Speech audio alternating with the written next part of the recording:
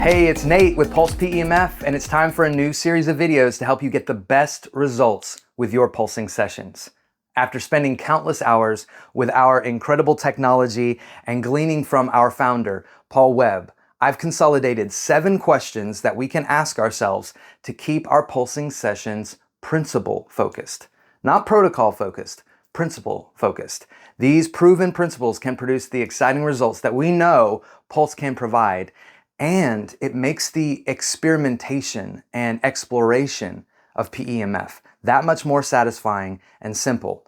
Now let's face it, the science and the technology of PEMF can be pretty complex, but Pulse has made the application of PEMF simple. And these 7 questions we can ask ourselves to help us select the ideal accessory and XL Pro machine settings for each unique pulsing session. So let's begin with the first question. How wide is the target area? Now, this isn't just about where we feel discomfort or stiffness or low energy. This is about the entire affected region, which is why, as a foundational principle, we always recommend that you start with around 20 minutes or more of whole body pulsing. As the holistic nature of the body, it needs that whole body pulsing because whole body pulsing is a key to whole body communication. And whole body communication is a key to overall wellness.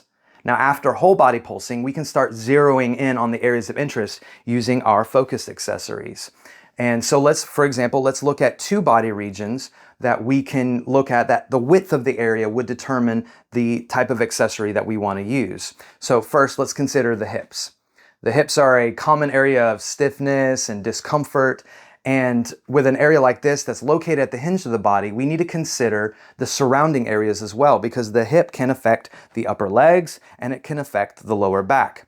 Now with an area like this, if we were to use, for example, the double stack paddles, we'll get a pinpoint spot, but we're not providing any extra support for those connected and surrounding areas.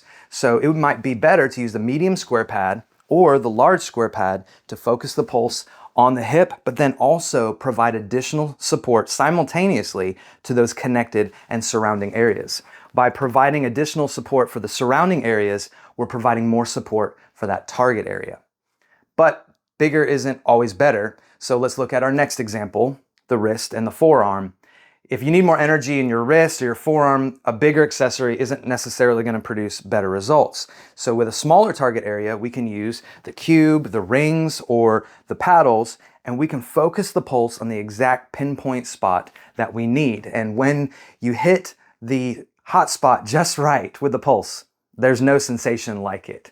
But regardless of the size or span of the target area, one of the first things that we can do to become a more intuitive pulsing session facilitator is to practice and experiment on ourselves. We should know the size and the sensation of every magnetic field for these accessories so that we can strategize those pulsing sessions that lead to incredible results. Now, I could lay on the total body bed, I could sit in the chair pad for an hour and pulse, and I would get good results. But we're aiming for strategic, we're aiming for precise to get those incredible results. In the next video, we're going to tackle 2 questions that we can ask ourselves before the pulsing session to get those incredible results. Be on the lookout for that video coming soon.